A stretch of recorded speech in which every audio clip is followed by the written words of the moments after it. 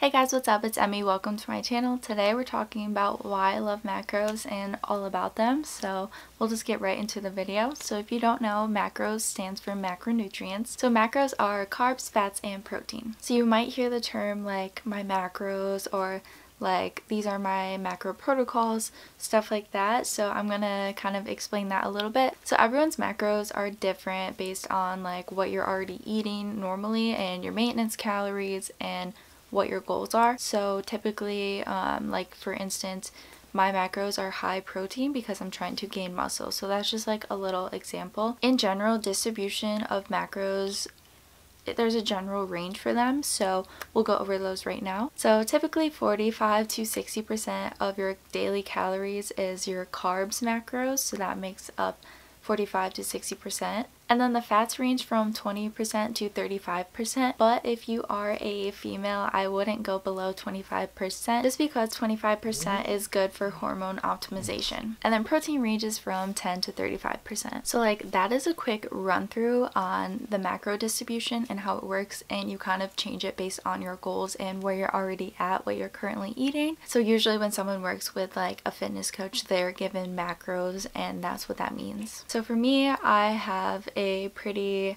high protein diet that my macro distribution is, and I'm also pretty high in carbs currently because I am in a building phase, meaning I'm trying to put on muscle. My fats are optimal for a female, and I'm just going with that. And the distribution also of the macros needs to add up to 100. You don't want it to be all over the place, like different.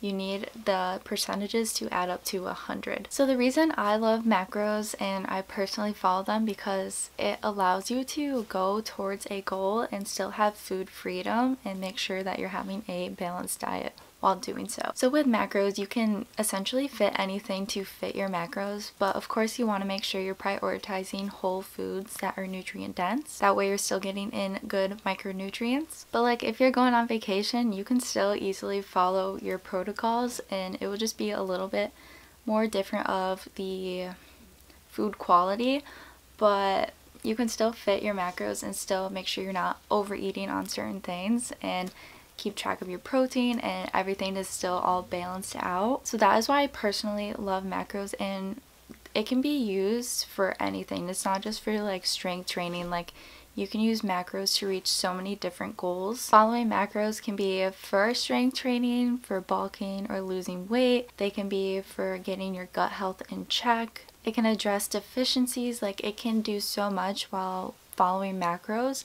And of course you have to look in the other aspects of micronutrients. That is a disclaimer.